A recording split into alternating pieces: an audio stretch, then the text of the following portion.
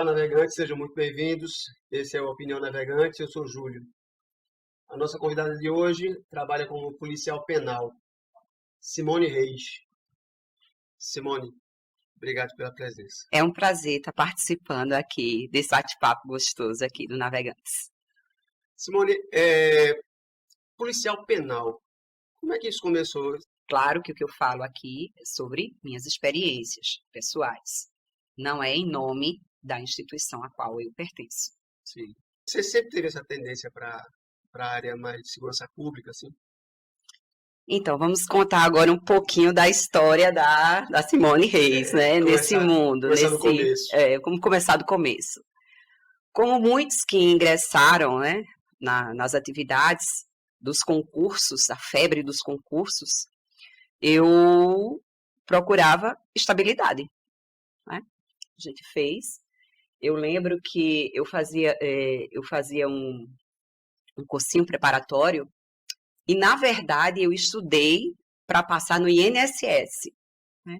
Eu comecei, né, a carreira de estudante, de concurseiro, né, para passar no INSS. Me dediquei, estudei, tive uma ótima colocação, mas na época que eu fiz o concurso, a gente tinha que escolher a cidade. Eu havia feito para Goiânia. Goiânia, Pernambuco. Goiânia, Pernambuco. E eram só 5 vagas. Eu fiquei em 14ª. Mas uma ótima colocação. Foi uma ótima colocação, mas mesmo chamando o dobro, que geralmente isso acontecia, eu não entrava nas vagas. E aí essa vida de concurso não dá para mim. Né? Tinha obtido uma pontuação fraca em matemática, que também é o meu ponto fraco, que é matemática, né? É o calcanhar. É o calcanhar de Aquiles. E aí eu fiz uma isolada de matemática. Estou eu estudando e o professor de matemática faz assim, gente, vai abrir concurso para, na época, agente penitenciário, lá no estado da Paraíba. Sim. E aí a gente tinha uma liberdade muito grande com esse professor e eu soltei a pérola de dizer, Deus me livre, professor. Deus me livre. Olha, todo mundo da minha família vai ser contra isso. Meu pai não vai deixar, minha mãe vai falar, o marido vai falar, e ninguém vai concordar. Aí eu lembro que o professor, ele se virou, botou a canetinha lá no quadro, foi até a minha banca, pegou a mão e pá! Branquinha, até hoje ele me chamava de Branquinha. Faça. Quando você passar, que sai o seu primeiro salário, aí você se vira e vai perguntar a opinião dos outros. E assim eu fiz. Ok, mas você passou, lógico, para a Polícia Penal e tal. Sim. E você tem ideia de quantas pessoas do teu curso... Existe um curso de formação para você, depois que você passa. Como é que funciona isso? Sim. Aí primeiro teve o concurso, fiz, né? Na época foram 2.000 vagas, né? Sendo disponibilizada, creio que era 250 só para mulheres. Era uma quantidade pequena, né? Na época. E aí passei, levei 3 anos para ser chamada. Sim. E participei do curso de formação, né? Que é onde é apresentado o universo, até porque a maioria que passou no concurso nunca tinha tido nenhuma experiência, né, com segurança pública. E aí são apresentadas as cadeiras, o universo do sistema prisional, né, como funciona, armamento, a conduta, né? O ambiente prisional em si foi apresentado. E eu fiz o meu egresso no sistema penitenciário em setembro de 2011. Aí você pode até perguntar, e aí, deu medo? Isso aí era a próxima pergunta. É o que, olha, todo mundo perguntava, você vai? E você tem coragem? Olha, o que é novo causa medo, Espanto, espanto. Eu disse, ó, se não gostar, sai. E, para minha surpresa, eu me adaptei, né? Eu não sabia que eu tinha essa coragem pelo desconhecido, porque para mim era um universo completamente diferente, mas que me trouxe um crescimento pessoal também, porque a gente acaba visualizando um universo paralelo, né? sim, sim. E é até assim, do que você aprende a valorizar quando está aqui, que nem percebe, né? Tipo, um copo de água gelado. Você vai ali na geladeira, você toma, para você é uma coisa comum. E eu vi que aquilo não é uma coisa comum, porque quem está com a sua liberdade cerceada, ele não tem esse direito, né? Então a gente aprende a valorizar pequenas coisas do dia a dia. Isso foi muito importante para mim. Então, você diria que quantos por cento das pessoas do teu curso de formação seguiram? Você tem essa ideia? Eu não vou ter a porcentagem, mas muita gente passaram em outros concursos, foram para outras áreas.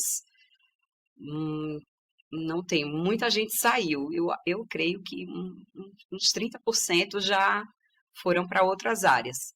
Mas boa parte se identificou e está lá até hoje desenvolvendo belíssimos trabalhos. Você falou em universo paralelo, quando você entra não é, na sistema prisional. É muito diferente, na verdade. Né? É uma coisa, é outro mundo, na verdade. Né? Eu pergunto isso pelo seguinte: um dia a gente foi fazer uma visita, a gente estava, os estudantes foram fazer uma visita tal, e a gente chegou aí, numa unidade prisional. E até tinha alguns que diziam assim, pô, a energia é muito pesada, né? Eu acho que você sentiu isso também quando você entrou na primeira vez. Júlio, quando eu falo de um universo paralelo, é porque realmente é um outro mundo, é uma outra energia. A pessoa que passa que não está acostumado, claro, e passa num pavilhão, dependendo, você sente uma energia carregada, você sente sombra, você observa uma ânsia, uma ansiedade, algo que você vê que não é o seu lugar, né? Entendi. Que não é o seu lugar.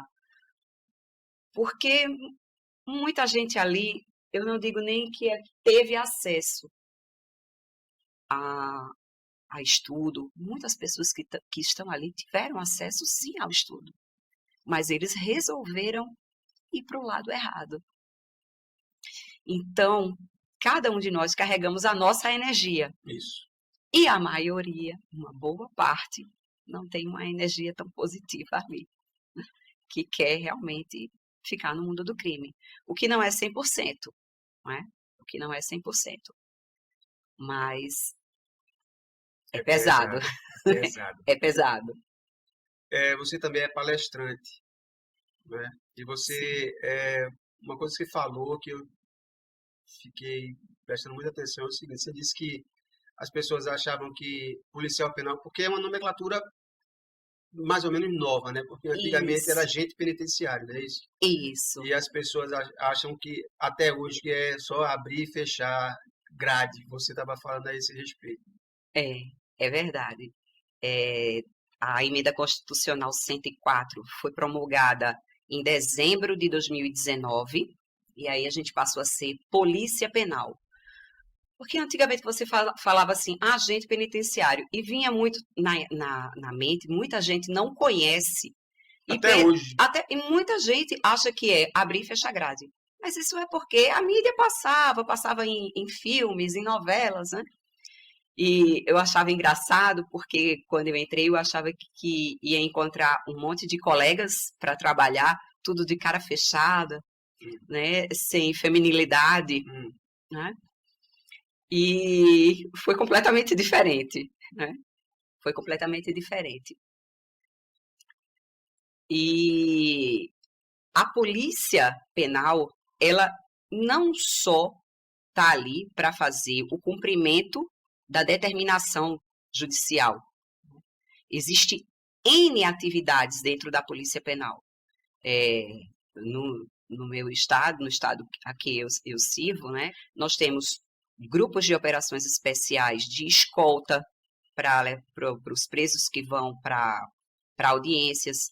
Nós temos os grupos responsáveis para ficar com os apenados dentro de audiências. Sim. Nós temos grupos de operações especiais para intervenção, quando acontecem problemas maiores ou precisa de uma escolta especial, um preso federal. Né? Nós temos setores jurídicos, setores de informática, setores de licitação, RH, nós temos a gerência em si, temos o pessoal que trabalha com monitoramento eletrônico, né, que são os apenados que eles têm uma progressão de regime e vão para o regime semiaberto, fazem uso da tornozeleira eletrônica, então a gente também tem um pessoal que fica nessa área. E aí as pessoas acabam que esquecem, não, acho que trabalhar dentro de um presídio é só abrir e fechar a grade. Não é bem assim. Existe uma gama de atividades que nós, policiais penais, desenvolvemos dentro da Polícia Penal. Sobre essa parte jurídica dentro dos presídios, como é que funciona isso? Porque eu vi aqui em algumas unidades da federação, não vou citar quais, mas alguns presos já havia a possibilidade de progressão de regime, só que por conta de não ter advogado, esse tipo de coisa, isso não era levado adiante. Mesmo sem advogado, as pessoas do jurídico, elas intervêm quando um preso tem a possibilidade de progressão de regime, por exemplo? Nós temos as visitas, né, dos representantes da Defensoria Pública do Estado, que visitam as unidades, e as direções das unidades passam algumas situações para os representantes da Defensoria Pública. Sim.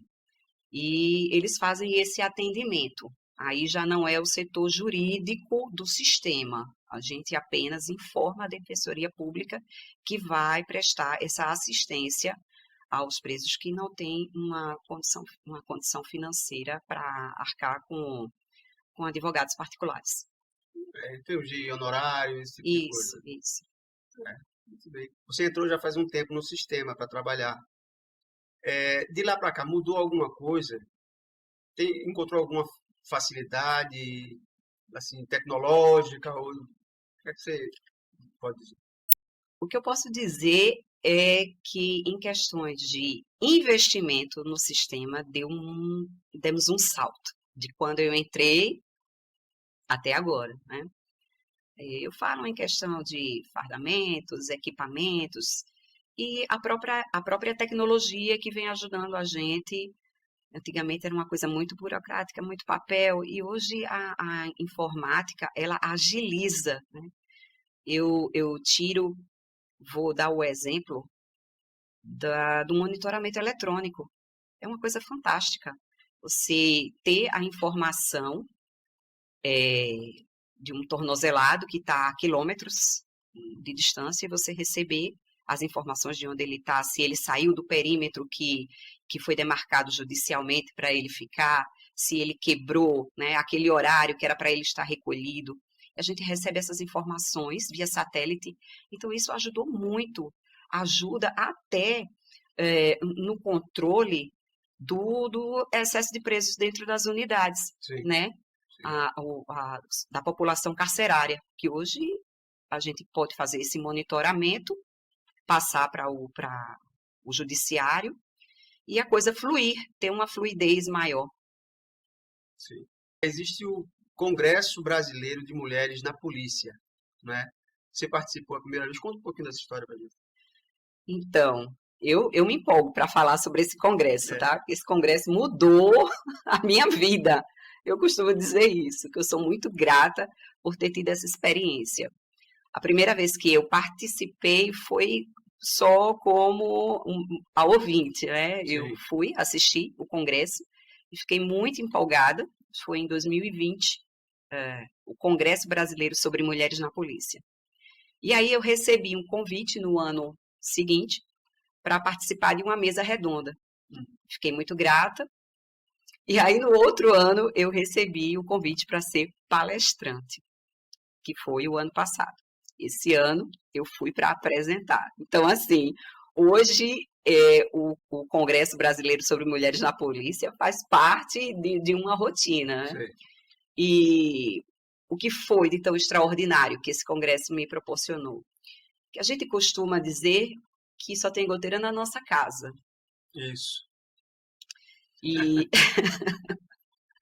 então, como a gente acha que só acontece com a gente, fica com uma limitação. E nesse congresso tivemos troca de experiências com mulheres que trabalhavam na segurança pública das diversas instituições, né?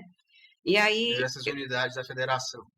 E de instituições. Então, assim, mulheres que trabalham na Polícia Federal, Sim. na PRF, na Polícia Civil, na Polícia Militar, peritas, né? Guardas municipais. Então, assim, todas contando um pouco de suas experiências e das dificuldades que cada um enfrentavam no dia a dia do seu trabalho. E aí eu vi que eu não estava sozinha. Então, porque assim, infelizmente, ainda é um ambiente muito machista, não é? A segurança pública. Isso aqui ainda estava arraigado na mente que é coisa de homem fazer, né? O homem que coloca a arma na cintura, o homem que vai tomar satisfação, o homem que dá a voz de prisão. E aí a gente foi percebendo que todas passavam por problemas muito parecidos, né? E virou uma corrente de união e apoio. Então, eu costumo dizer que abriu um leque de possibilidades, é uma injeção de ânimo, a troca de experiências é muito gratificante nesse congresso, que eu faço a divulgação mesmo, porque eu acho que todas as mulheres que são da segurança pública deveriam participar, deveriam assistir. Inclusive, o próximo ano, que o congresso geralmente acontece em João Pessoa, o próximo ano esse congresso vai acontecer em Brasília. E se Deus quiser, eu vou lá estar presente, não perco por nada. Quando eu fui palestrante, fui para apresentar um pouco das atividades desenvolvidas dentro da Polícia Penal lá do estado que eu trabalho. Justamente para apresentar esse leque de coisas que a Polícia Penal desenvolve, né? Muita gente da área de direito que vai para assistir esse congresso também tinha aquela coisa que a pessoa que trabalha dentro de um presídio é só para abrir e fechar grade, abrir e fechar grade. Né? E aí quando eu apresentei o leque de possibilidades, muita gente até se interessou. Cara, eu vou estudar para esse concurso. Eu disse, sejam bem-vindos, porque aqui a gente precisa de pessoas capacitadas. Que hoje em dia está se exigindo muito mais, né? Não só do intelecto, como também do físico. A gente tem que estar preparado, né, para fazer concurso na área policial. E aí foi quando eu apresentei que na Polícia Penal existia diversas atividades, né? Desde o jurídico, RH, informática, a gerência, a inteligência, que inclusive eu também já trabalhei na área da inteligência prisional, né? E, enfim, são muitas possibilidades. Então, assim, a pessoa que estiver escutando esse nosso bate-papo e tiver interesse, né, ele pode procurar um policial penal, procurar saber realmente direitinho todas as atividades, que não é só abrir e fechar grade. Claro que quando a gente entra, a gente vai para a atividade fim, mas cada um vai desenvolvendo, tem as suas habilidades, que serão observadas, e a gente vai aproveitando essas pessoas nas diversas áreas. Falou, né? Mas é assim, a gente tem que passar pelas experiências de aguentar frio e calor. O ambiente prisional é quente.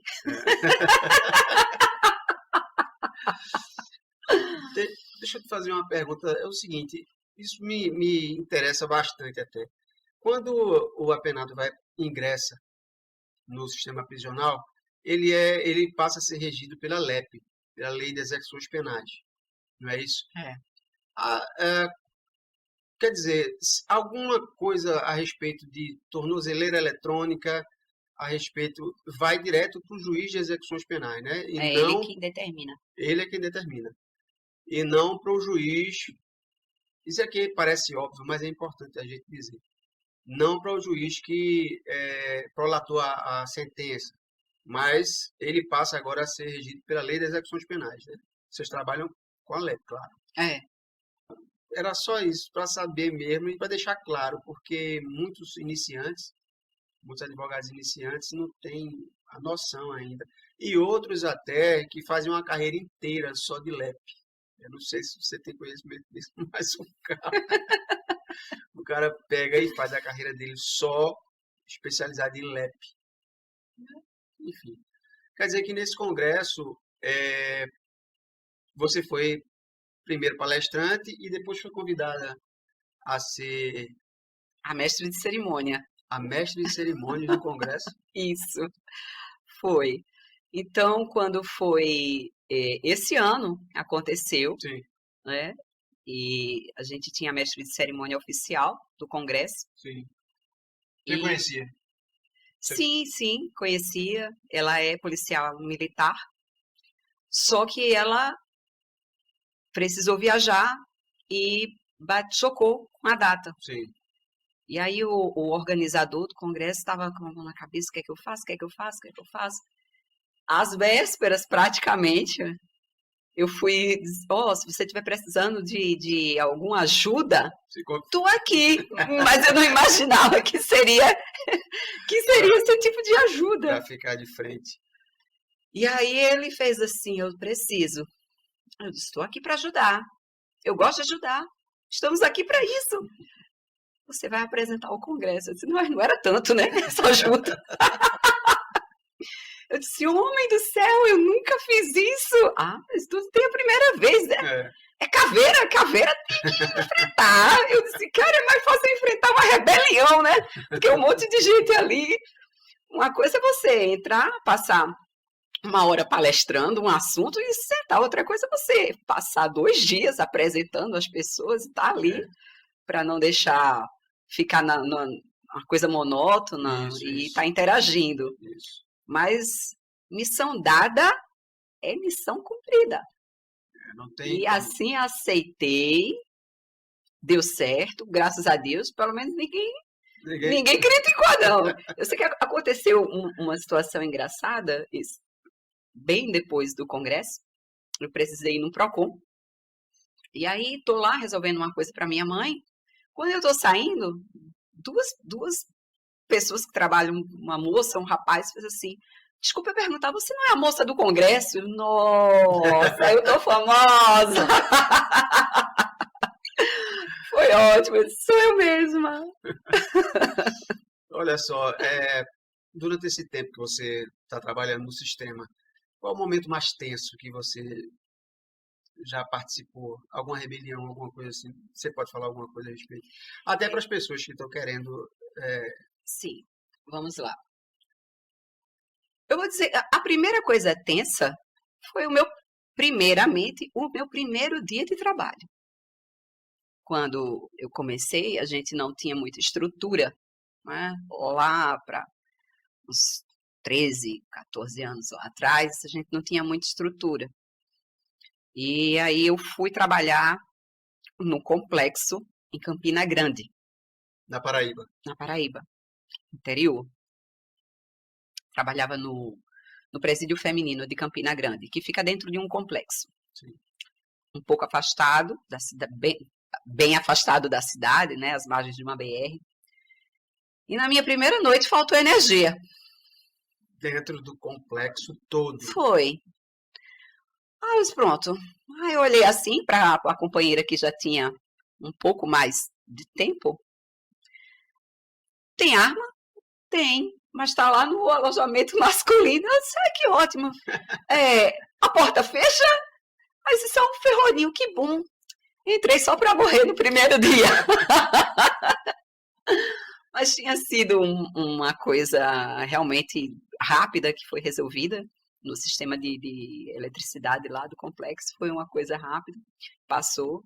E depois eu digo que o momento mais tenso dentro do sistema, eu não estava de serviço, mas foi um resgate que aconteceu dentro de uma unidade, né? E foi uma coisa bem cinematográfica. Porém, para os colegas que estavam lá dentro, não foi cinematográfico. Inclusive, tem colegas que fazem tratamento até hoje por conta desse episódio. Não é que vai acontecer com todo mundo, tá, gente? Mas o grande problema de quem trabalha no sistema é a rotina. Você cai numa rotina e acha que o dia seguinte será como o plantão anterior. Então, tá calmo, tá calmo, tá calmo. E aí você vai relaxando. Sim. Né? Logo que você entra para trabalhar no ambiente prisional, você vai tenso. Então, você meio que está preparado para qualquer eventualidade. Mas com o passar dos anos, você acaba relaxando, né? O que é normal. Mas eu costumo dizer que o ambiente prisional ele é dinâmico. Então, provavelmente, um plantão, ele pode sim ser igual ao próximo, como pode acontecer algo completamente diferente. E aí aconteceu um resgate na unidade de segurança máxima lá, e eu tinha colegas que estavam trabalhando nesse dia, e como aconteceu durante a madrugada, eu não vi, só quando acordei muito cedo e li todas as mensagens. E diante do que havia acontecido, eu tinha medo até de ligar, porque foi uma coisa bem complicada mesmo. Mas isso foi noticiado na imprensa? Então? Foi noticiado na imprensa. Os assaltantes, eles foram fortemente armados, então armas de grosso calibre que a gente não tinha como revidar, entendeu? Dinamite, explodiram um portão. Então, assim, até hoje a gente conta esse episódio como um grande milagre, que não tivemos nenhuma baixa da nossa parte, né? Também não teve baixa da outra parte, porque não tinha como, nem a polícia militar estava tão preparada para algo tão surpreendente. O que hoje, depois desse episódio, a gente passou a dar uma importância bem maior à inteligência. E aí a gente teve um avanço da tecnologia e hoje em dia, trabalhando em conjunto com Polícia Civil, Polícia Militar, hoje a gente já consegue detectar, né? Porque a gente trabalha com a prevenção. Sim. Né? A gente trabalha com a prevenção. Mas infelizmente aconteceu isso e graças a Deus não houve baixa, mas foi um momento muito tenso dentro do sistema. Né? Os colegas que estavam lá, que passaram por isso, foi um episódio bem tenso. Você diria que é uma profissão de risco, né? Claro. Sim. E o psicológico é muito afetado em profissões de risco. Você diria que é imprescindível para um policial penal ou para outro agente de segurança pública que cuide também da parte psicológica? Você falou em colegas que estão até hoje fazendo tratamento psicológico por causa desse evento que aconteceu. Você acha que tem que dar uma certa, aliás, uma importância maior a esse aspecto? Júlio, eu diria que é imprescindível ter um acompanhamento psicológico, não só para o policial penal, mas todos que trabalham com segurança pública, né? Existe uma grande pressão em policiais militares, existe pressão, a gente hoje sabe, na civil, na Polícia Federal. Eu lembro que eu fiz um curso no interior do Rio Grande do Sul, São Luís do Gonzaga, já fazendo fronteira com o Uruguai. E os professores eram da Polícia Federal. E eu nunca esqueci a frase, né, que ele falou. Ele fez assim: vocês fantasiam muito a Polícia Federal. a gente sofre muita pressão. Aquela frase, aquela mensagem dele me marcou muito. Como eu disse a você, a gente só acha que a goteira está na nossa casa, né? Mas a pressão, ela está em todas as instituições. Dentro de 1 ano e meio, nós tivemos umas 4 ou 5 baixas. 1 ano e meio? Tivemos colegas que cometeram suicídio. E aí acendeu a luzinha, o alerta lá da nossa instituição. E hoje nós temos o direito, já tem quem quiser, que se sentir precisado, e temos como ter um acompanhamento psicológico. Tem profissionais que estão à disposição para dar esse apoio, né? Eu faço o meu particular, mas eu faço o meu acompanhamento. Porque, querendo ou não, muitas vezes você absorve, não é que você se envolva, mas você absorve, não é? Eu costumo dizer, é bem diferente da gente estar sentado no nosso conforto, assistindo o noticiário. Olha, aconteceu um assassinato, aconteceu um estupro, casos de pedofilia. Outra coisa é você estar frente a frente com o criminoso e saber que você tem que cuidar do criminoso, porque nós temos que ser imparciais, né? Não somos Deus para julgar, né? Ele vai obedecer o que foi determinado pela justiça e nós temos que cumprir o que é determinado, cumprir a lei, né? Estamos ali para fazer o nosso trabalho e não se envolver com o que o outro fez. Aconteceu recentemente o assassinato de um colega nosso, um colega de farda, e eu conhecia, né? Chegamos a participar de festas e era um colega. Ele se envolveu numa briga com um vizinho. Eu não diria que ele foi certo ou foi errado, eu também não estou aqui para julgar, mas o vizinho assassinou esse nosso colega. Sim. E a pessoa que assassinou o nosso colega ficou na unidade que eu estava. Caramba! E aí a gente respira e ali a gente tem que ser a justiça. Entendeu? A gente não pode absorver, a gente vai tratá-lo bem, dentro do que manda e determina, né? A LEP, ele tem os direitos dele de preso e nós temos que cumprir como se... Os deveres. Como se não conhecesse o caso. Sim. Eu tenho algumas histórias e vou contar com relação a isso. Não sei se eu posso dar continuidade. Pode, sim, claro. Eu já participei de várias atividades dentro do sistema prisional nesse tempo, né? Eu trabalhei em unidade feminina, trabalhei na inteligência do sistema prisional, trabalhei no grupo de custódia forense, né? Nós ficávamos, o meu grupo ficava responsável por acompanhar os apenados nas suas audiências. E eu lembro de uma senhorinha que chegou com algema de pé. Chegou com uma algema de pé. Uma senhorinha que aparentava os seus 60 anos, aquela pele acabada, de quem é do interior, Sim. Cabelo todo grisalho, né, solto. Muito sol. Sabe? Castigada pelo tempo e pelas condições. E eu, meu Deus, como é que os meninos fizeram isso? Botaram algema no pé dessa senhora, porque faltou algema de mão. Me ajoelhei, tirei a algema, né? A senhora sente, vai acompanhar a sua audiência. E a gente viu que o crime dela era de assassinato, né? Mas aí o que vem logo à mente da gente? Senhora de interior, isso o marido batia nela, teve o dia que ela cansou de apanhar, matou o homem. Na cabeça da gente já vem logo isso. Porque acontece muito isso no interior. Sim. Eu disse, quando foi isso, foi ela que matou o marido, batia, né? Deve ter sido.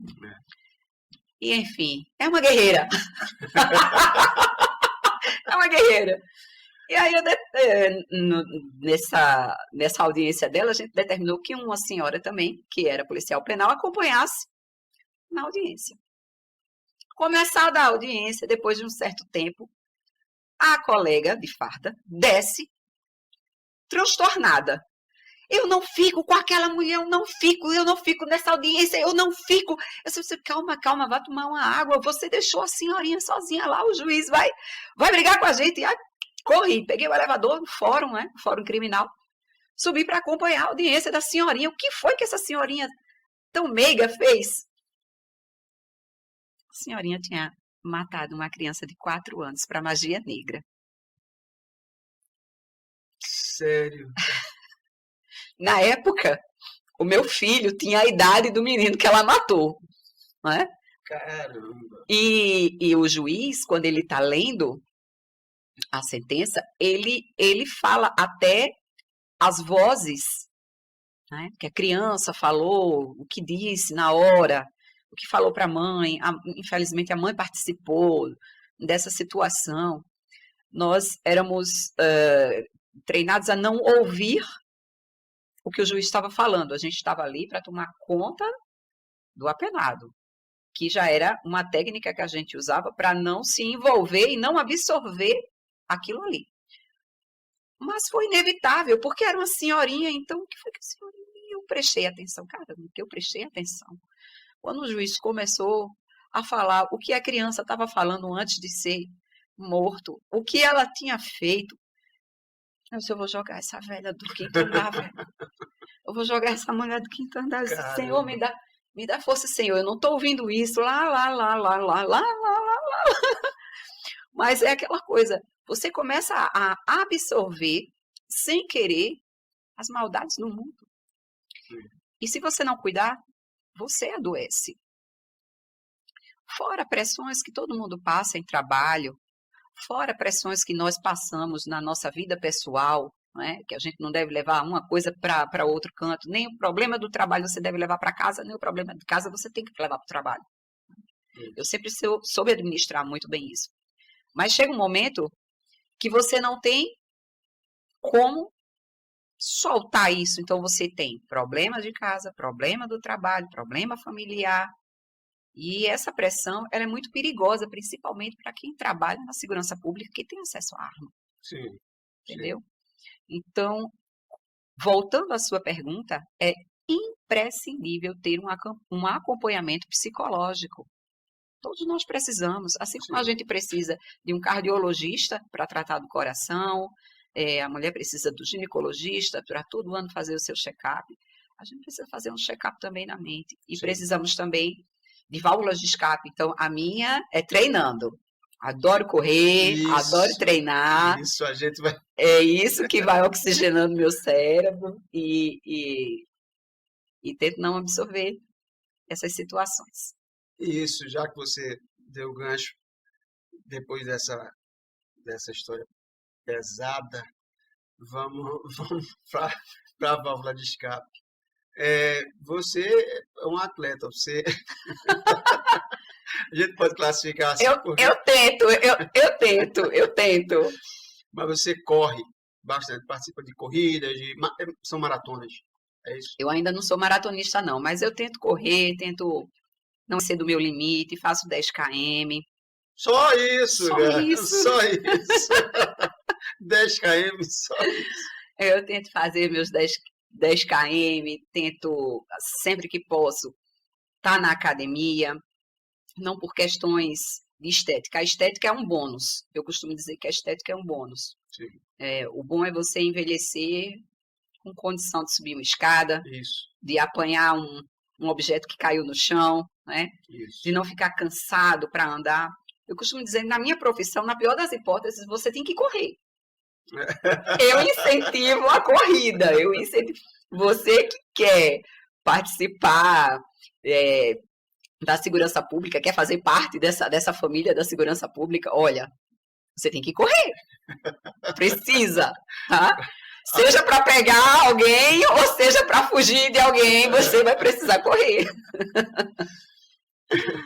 Mas aí você, claro, você gosta de corrida, de exercício físico, mas isso aí, claro que ajuda na tua profissão, mas não quer dizer que isso seja uma, como é que eu vou dizer? Isso, você não é obrigado a fazer esse tipo de exercício depois que você entra lá.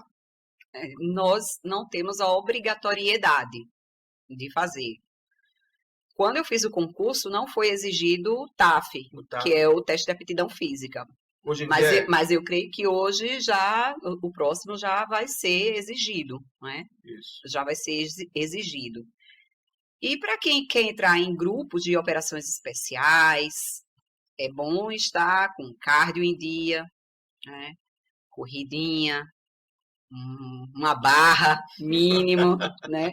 Porque existem situações que você vai ter que ficar muito tempo em pé, existem situações que você vai ter que passar muito tempo com a arma pesada, segurando a arma, né? Ter força para segurar alguém que Sim, esteja numa situação de transtorno. sim. Você tem que estar bem condicionado. Isso Bem condicionado. Mas acho que isso aí já é ponto pacífico, né? O pessoal que trabalha lá na segurança pública sabe que o condicionamento físico é muito importante, né? Sabe? Hoje em dia, eu acho que está tendo uma maior consciência. Antigamente era mais fácil a gente ver sempre o guarda com, né, com aquela barriguinha saliente, né? Tipo, passei no concurso, agora eu relaxo. Não, barriga de chope. Mas não é bem assim. Acho que é importante para a saúde, é importante para o profissional, para tudo. Agora, você participou as corridas são sempre por aqui, nas horas vagas, ou você leva isso realmente como uma... Então, teve antes da pandemia, existiu antes da pandemia e pós-pandemia. Né? Antes da pandemia, eu até que me preparei para uma corrida, que teve a corrida da Paraíba pela Paz lá. Ganhei, fui a primeira colocada nos 10 km FEM da minha categoria, foi bem gratificante, né? Mas o importante não era nem o pódio, o importante era participar e incentivar. Se eu incentivar já valeu a pena estar ali.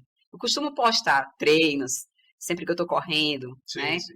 Eu costumo postar, mas justamente para incentivar. Isso aqui não tem nenhuma Graciane Barbosa, aqui não tem nenhuma paniquete, estou longe disso, já passei da idade. Mas, assim, faça, né? Na verdade, a mensagem que eu quero transmitir é faça, porque vai te ajudar. Em algum momento, aquilo te ajuda. Isso. A atividade física, ela costuma fortalecer a gente até o mental. Sim, sem dúvida. Até o mental. Sabe, quando você pega um peso e... eu não vou conseguir, esse peso tá pesado. Consegue. E você leva isso para a vida. Quando vem um problema grande e diz, eu não vou conseguir, aí você lembra do peso na academia e diz, eu vou conseguir. Eu já levantei 150 quilos, eu não vou passar por esse problema. Aí, assim, bem louco, mas... Não, e é verdade, essa coisa do físico ajudar no mental, porque é um todo, né? A gente conversou com o seu Ferreira, tem 101 anos, e ele falou isso. Ele falou até que, inclusive, ele falou muito sobre espiritualidade e tal, e ele disse que, inclusive, um pensamento que você tenha edificante ou alguma coisa, ele pode surgir, inclusive, se você estiver bem condicionado. Assim, sabe? Ele fez esse link, assim, eu achei interessante isso pra caramba. É porque eu costumo dizer, tem que estar tudo em equilíbrio. Corpo, a mente e o espírito. Se vem em equilíbrio, nada te abala. Nem uma rebelião, viu? Eu tenho uma colega, claro que eu não vou chamar o palavrão aqui, mas eu chegava para trabalhar e eu chegava, bom dia, bom dia!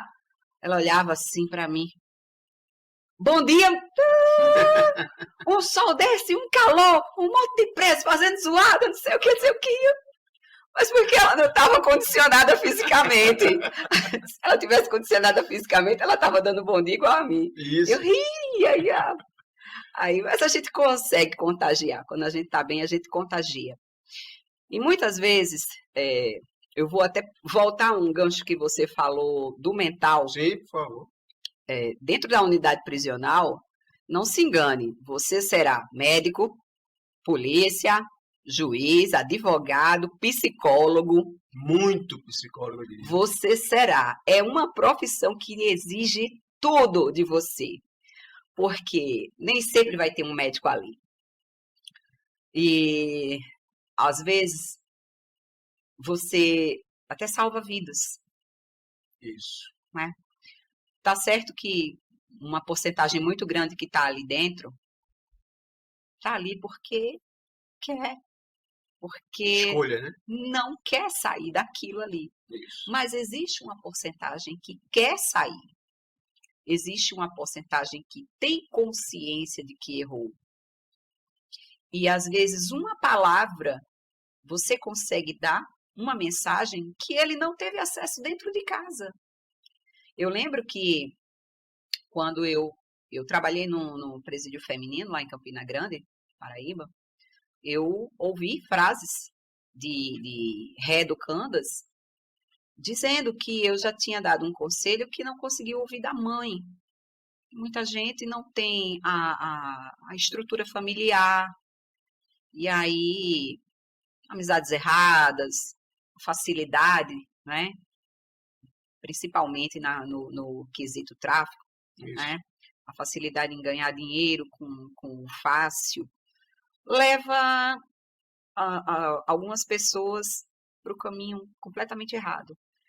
Nem todos vão ter essa consciência, mas alguns a gente consegue até salvar. Quando foi que você tomou realmente consciência que polícia penal era o teu lugar?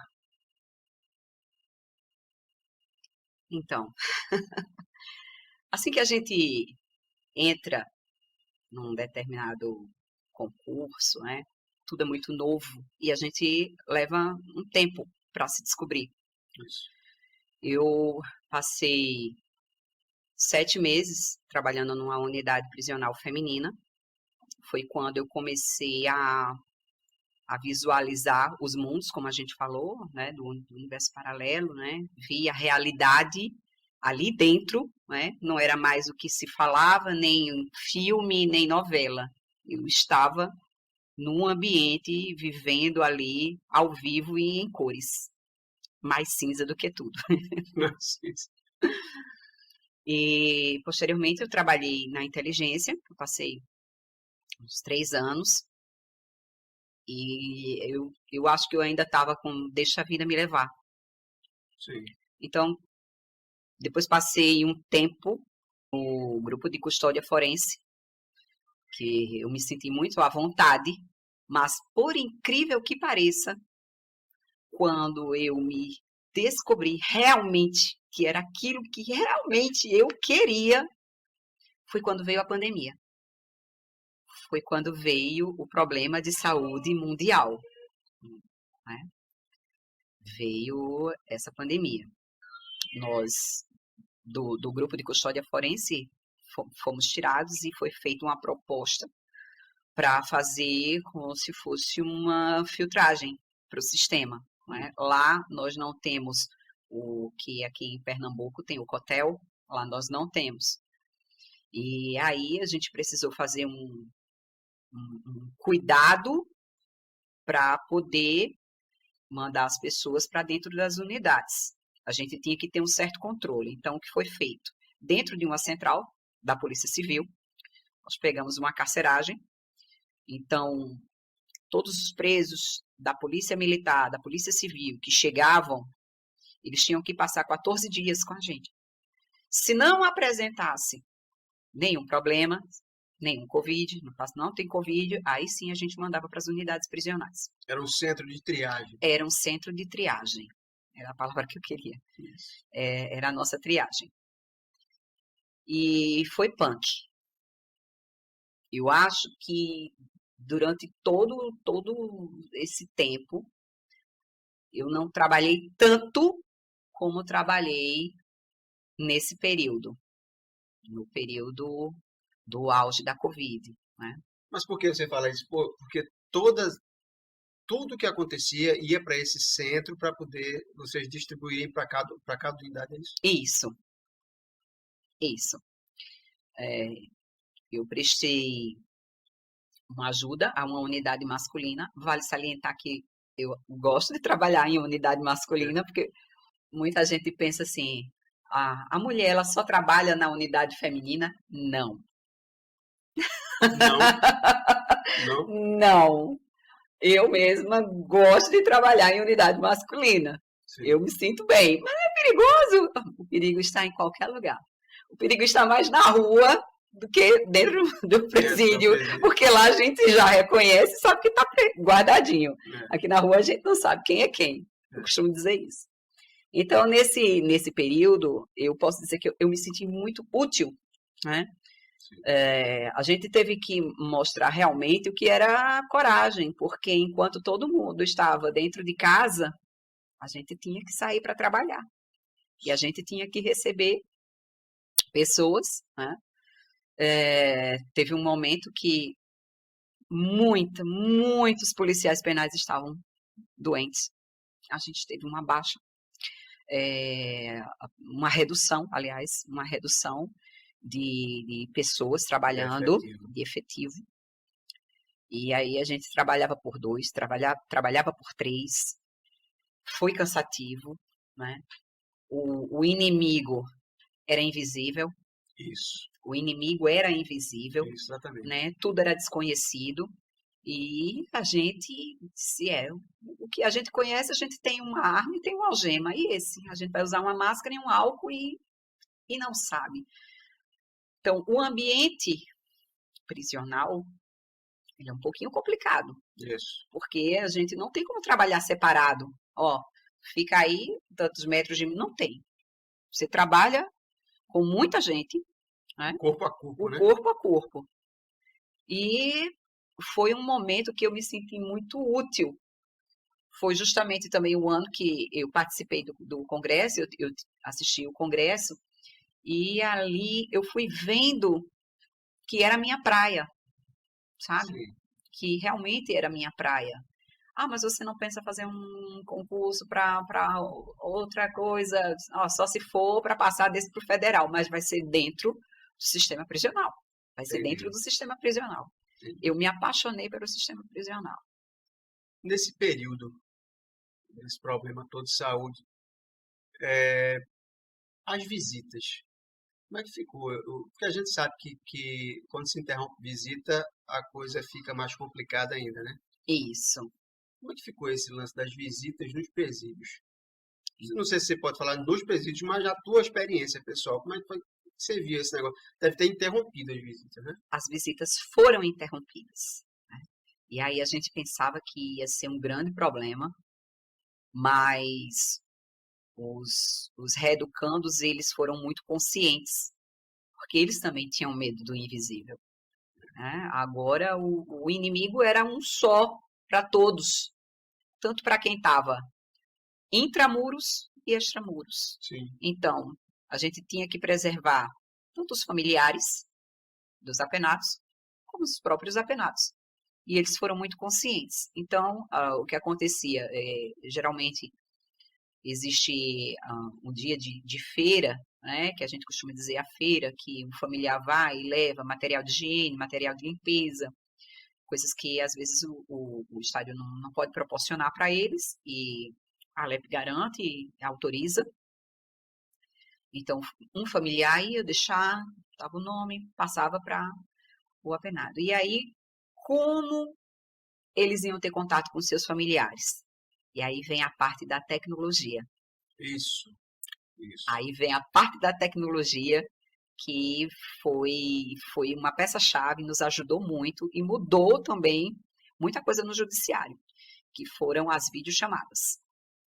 Então, a justiça autorizou e uma vez na semana os apenados eles tinham direito a uma videochamada de 5 ou 10 minutos, dependendo da unidade, e eles falavam rapidamente, né, autorizado com um policial penal perto dele, com a direção, todo um aparato autorizado pela justiça, e eles falavam com seus familiares de 5 a 10 minutos.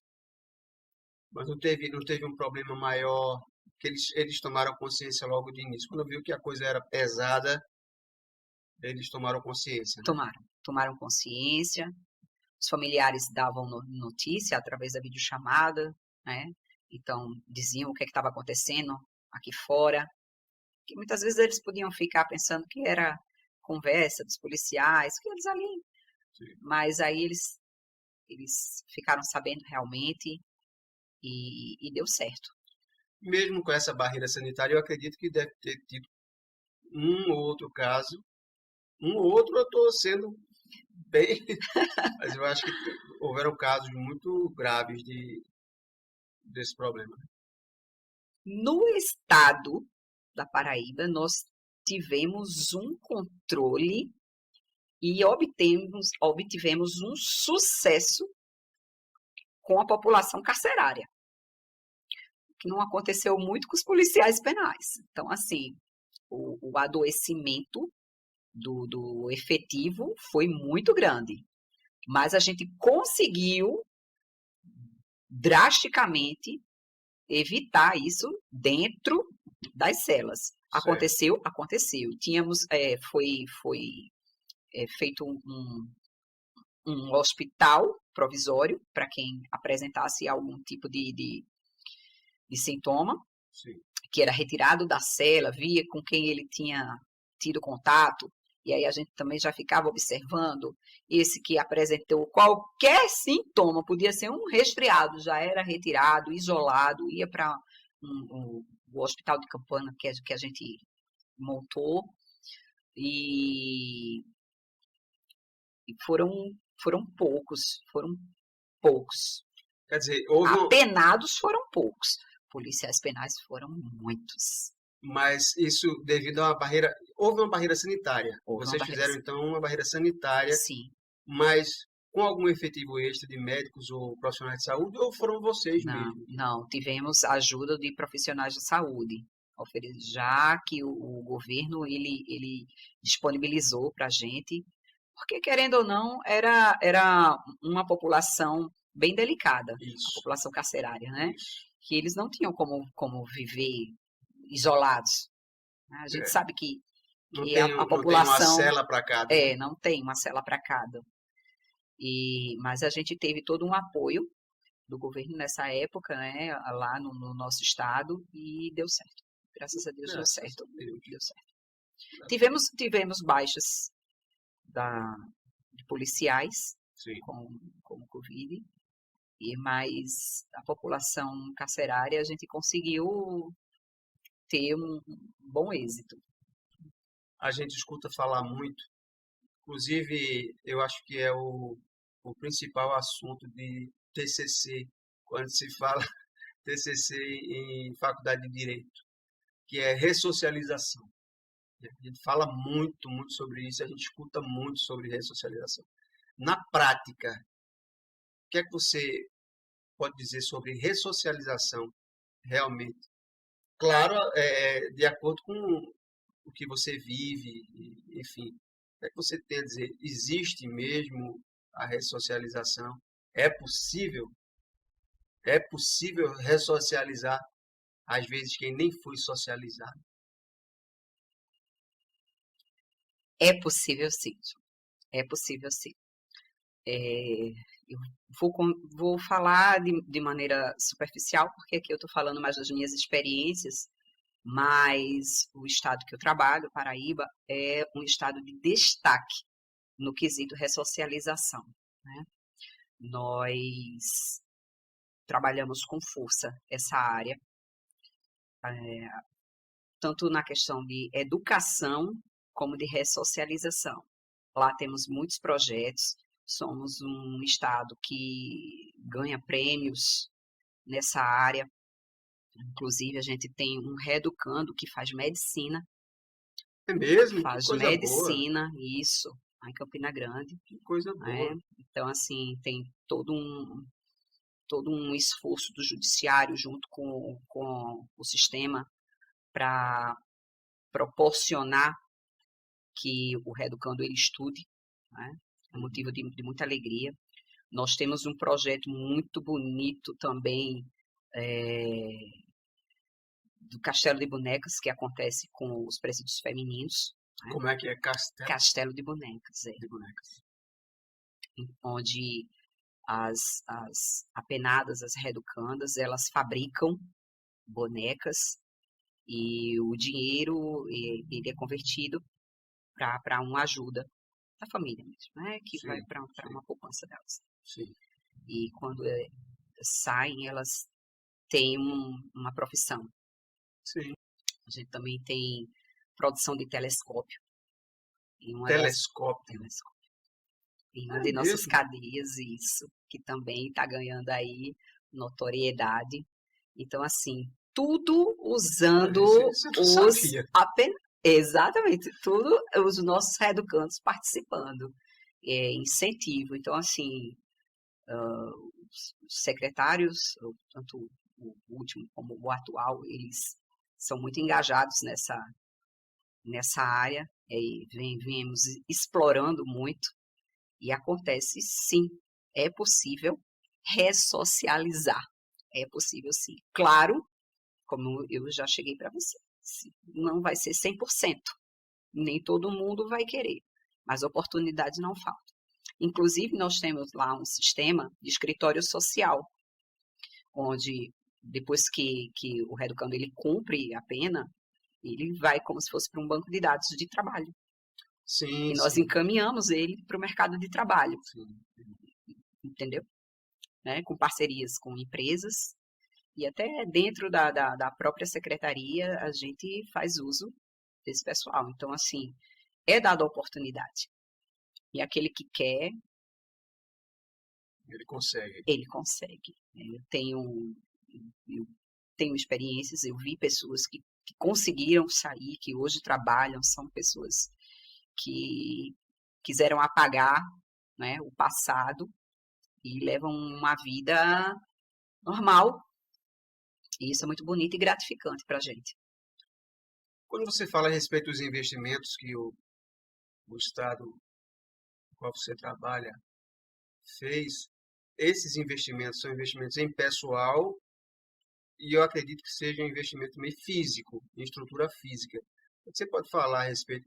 Assim, existem oficinas, é esse tipo de investimento que você fala. Isso Sim, é dentro das unidades prisionais? sim, esses investimentos muitas vezes vêm das universidades, vêm do próprio governo, vêm de parcerias público-privadas e são montadas oficinas dentro das unidades prisionais. A gente tem confecção de bolas, tem unidade com confecção de sandálias, temos unidades com confecção de tecidos, lençóis para Mesmo. hospital, exato. Né? Tem a produção de telescópio agora. Essa, essa eu não sabia mesmo. Sucesso, sucesso. E temos a produção das bonecas, feita pelo Castelo de Boneca, nas unidades femininas. E tantas outras. Temos a Horta pela Liberdade, né, que é dado uma orientação para trabalhar no plantio, cultivo de hortaliças, que também é executado dentro das unidades prisionais. E a parte de educação. Outra coisa que eu queria saber também, a gente vê muito nas unidades prisionais a respeito da espiritualidade. Muitas igrejas ou diversas religiões fazendo um trabalho dentro das unidades prisionais. Isso aí, como é que vocês veem esse tipo de trabalho lá? Deve ter também tem muita gente fazendo esse tipo de trabalho. Como eu já havia lhe dito, corpo, mente e espiritualidade. É de suma importância a pastoral carcerária, suma importância. Nós temos, sim, visitas regulares de algumas instituições religiosas. Lá no meu estado é muito forte. A Igreja Universal faz um trabalho belíssimo dentro das unidades prisionais, né? Um apoio excepcional. Mas temos também a Igreja Católica, a Igreja Batista, que fazem visitas regulares dentro das unidades. Né? A gente deixa que os apenados, os que querem participar dos cultos e todas as atividades religiosas que eles têm todo o direito de participar. E é muito importante porque acalma. Porque não é fácil você ficar preso dentro de um ambiente pequeno com pessoas de mundos diferentes, né?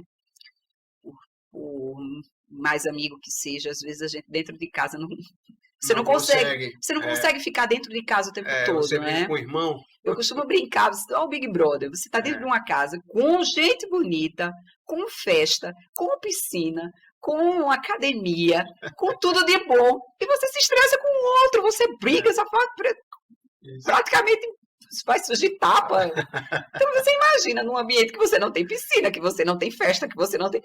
A pessoa precisa estar com a mente em equilíbrio. Então, essa assessoria religiosa, né, que as pastorais fazem dentro das instituições prisionais é muito importante.